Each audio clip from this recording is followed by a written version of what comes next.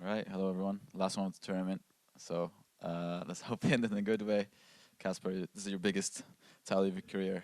It's not been long since you finished, but how are you feeling after such an achievement? Amazing, of course. It's a mix of somewhat of a relief and happiness and just pure joy. I know based on the last years that I've had on tour how tough it is to do well at the biggest tournaments, and I've never been able to get over the finish line as a champion, but today I was able to, and this week here in Madrid, so extremely happy and proud, of course, that I was able to stay focused, determined throughout the whole match. I got, after losing the second set and kind of the momentum switched, I bounced back and played. Particularly very happy with the last game that I played, and proud that I finished it off in that way.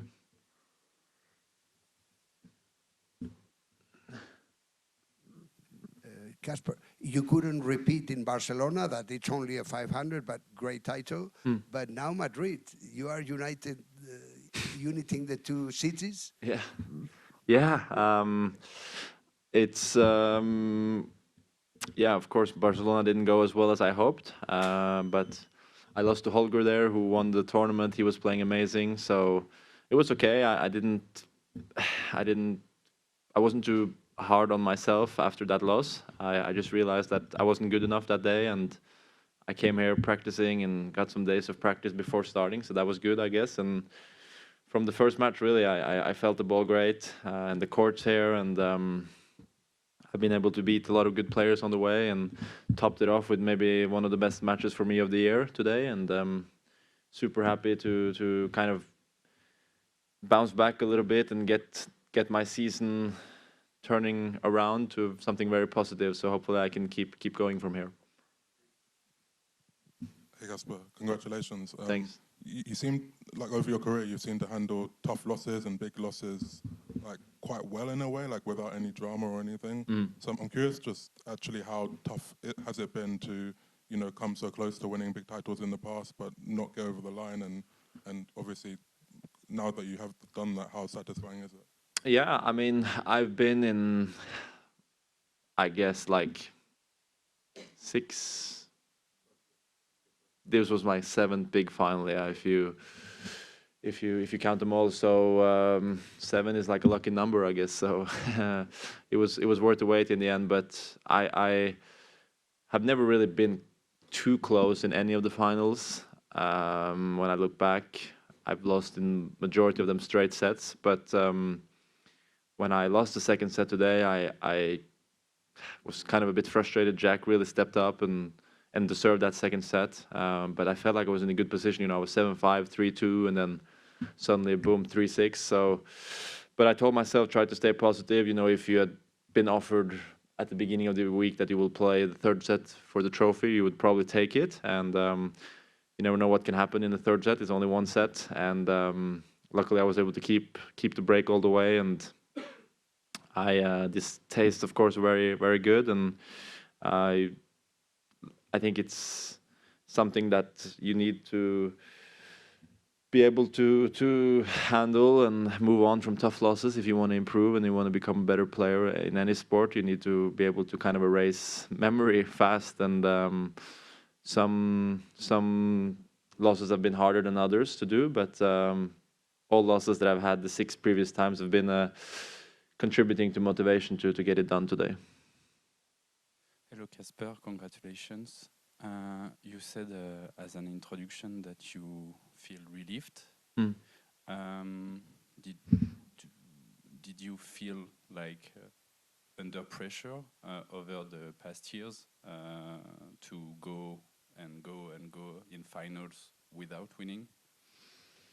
Well, I mean, even though I won today, my record in big finals is still not good. It's 1-7, 1-6, but I've been in many unbelievable and incredible positions in my career, and been able to experience some great things, and unfortunately been on the losing specter of many of those matches, but that's okay. In many ways, my career has gone better than maybe I thought was possible sometimes, and of course I've always dreamed about winning tournaments like this or Grand Slams or becoming world number 1, and I've been fairly close, but it's not like I was serving for the match anytime or super leading like crazy and then choked and lost in a way. So I've just played better that were players that were better than me, and I've tried to learn from that and think that one day there will come another opportunity and maybe I can seize it. And I guess that was the key to the victory today. I mean, Jack is an incredible player and he'll only get better and better. And I knew that based on the previous 6 losses that if I don't bring my A game, I have nothing to do there on the court. So that was the mentality. Just on Jack, just curious, yeah, what makes him such a tough opponent? I think that he has very little or few holes, if any, in his game. Look, he's a quite tall guy. He's big, strong, and then he also moves great. He's able to defend really well and also play aggressive. He moves, like I said, great to be a fairly tall guy, and of course he has that lefty tricky serve, and also everything kind of gets opposite when you're playing a lefty. But I was super impressed, and particularly first and second, or even the whole match, with how he handled my heavy forehands down to his backhand, which is something that I feel like is my weapon and my way of kind of damaging my opponent's game. And it's probably my favorite shot, ripping a heavy forehand cross, and he's just there like stepping in and countering like with even faster sometimes and changing direction. So that's something I was really impressed with, and that's not easy to do on clay, because you will have some wrong bounces and such, but he managed to do that almost all match really well, and he only hit a few errors that came at a crucial time for him. But yeah, you're scared of his forehand because he rips it cross, rips it down the line. You're also in a way scared of his backhand because he can rip and counter from that side as well. So there aren't much holes in his game that I see or that I feel, and especially here on clay, which is maybe I don't know, but maybe his least favorite surface so far in of his career. But he has definitely got an incredible future on any surface now, and with the level he's shown in here in Madrid. Casper, a few days ago you said it would be ironic if you win here. Do you still think it's ironic? And are you going to work again with the mental coach who helped you recently? I still kind of feel like it's a bit ironic, yeah, because if you look at my year this year, has been one really good tournament, which was Dallas, where I reached the final, and other than that, it's been earlier losses than I hoped, more losses than I hoped. But it's a long season, and I've tried to think about that.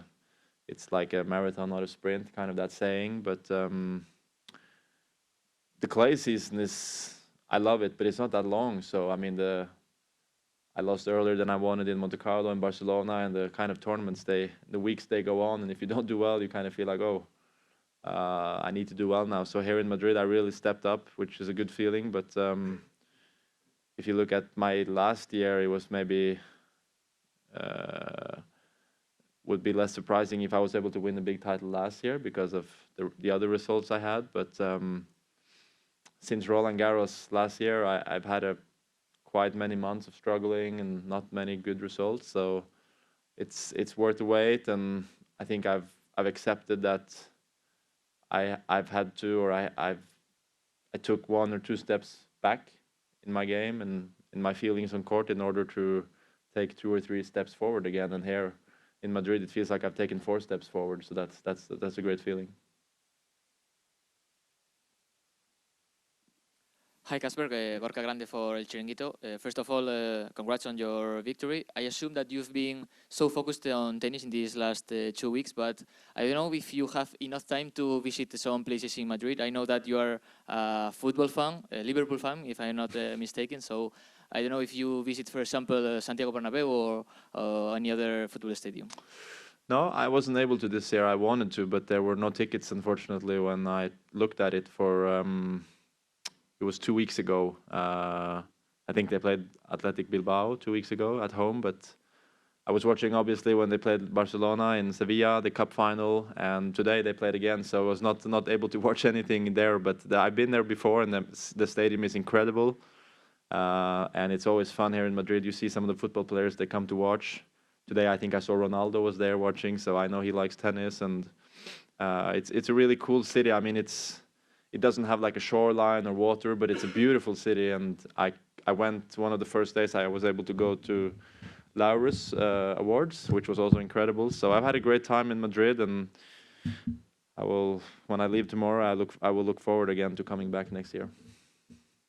Casper, congrats for your victory. Thanks. On court, you said that you came here 15 years ago as a young fan to watch tennis. I don't know if you have any remember of that visit, or what match did you see, or anything about?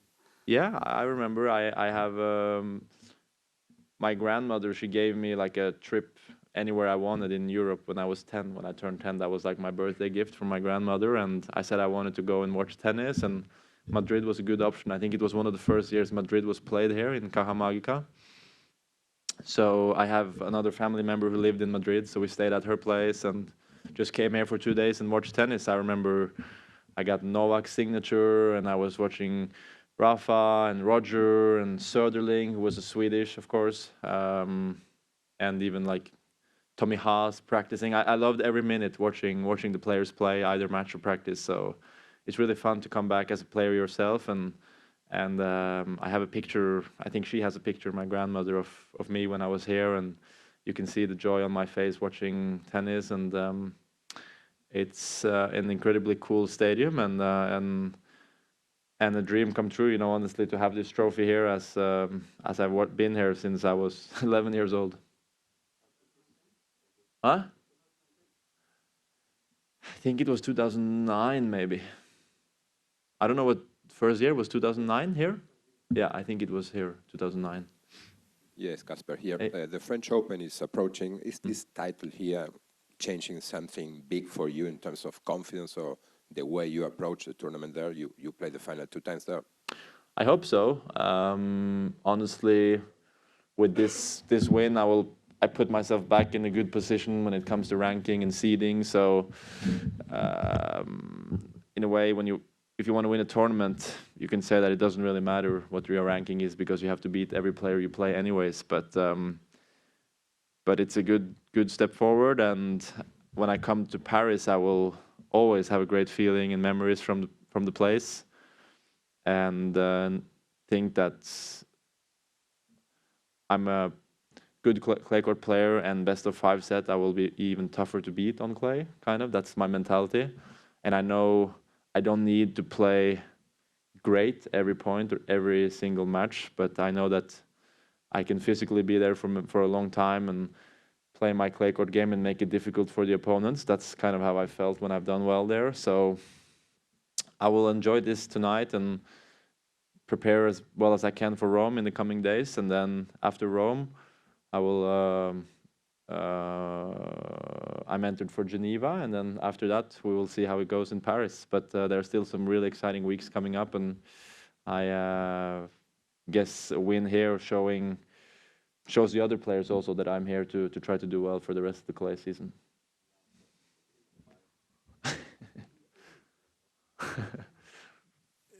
Your support for Iga Swiatek, do you follow female tennis, or is that you are just a gentleman, or is because it was from your heart? No, I honestly, I went online and I saw this video of her where she looked devastated on court, and I don't know, I wasn't in her head, obviously, when I knew how she felt, but it felt like she needs some support maybe. So I just tried my best to cheer her up. I think she's an incredible player, and not only her, I mean, I think the women's tennis is really cool to watch these days. You have Sabalenka dominating, Iga has won already 5 slams in a young career, Coco is there now, number 3, and so on. So those 3 have been really cool to follow and watch. And the final yesterday, I watched a bit of it. So yeah, I follow a little bit, and I think Coco is also really cool to watch. Personally, I like both Coco and Iga because I think they play very explosive. They move well to be women, and they can slide. And I think this is cool to see that the women have also taken like their athletic abilities to the next level. So yeah, it's I like to follow and see how they develop their games, and I think Roland Garros this year should be very open for, I think, both men and the women's side.